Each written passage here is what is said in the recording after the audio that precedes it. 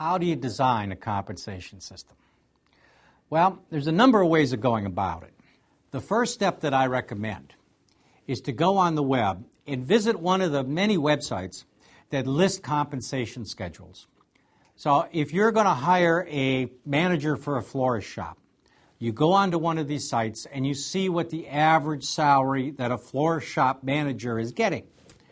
Now, if you're hiring a new hire for this position, they may not get that much.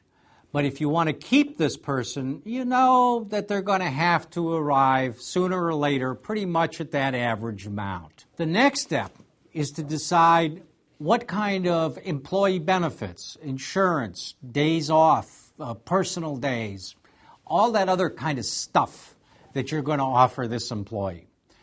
Remember, if this employee has a family, or you expect to keep them long enough so that they'll end up with a family, then you've got to provide benefits that allow them to raise that family. Finally, there's a whole slew of benefits that I call incentives. This is the kinds of things that you want to provide employees for doing a good job.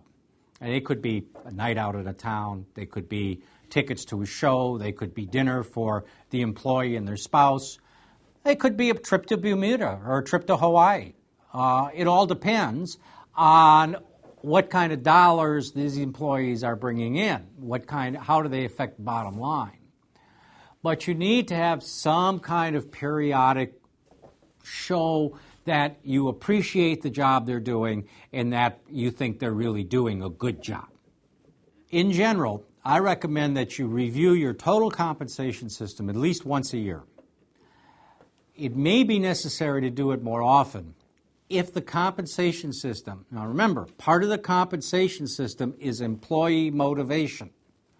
And so if the employees don't seem motivated or their job performance is not reflecting that motivation, then you need to go back and review how you're compensating them to increase that level of motivation to do a good job.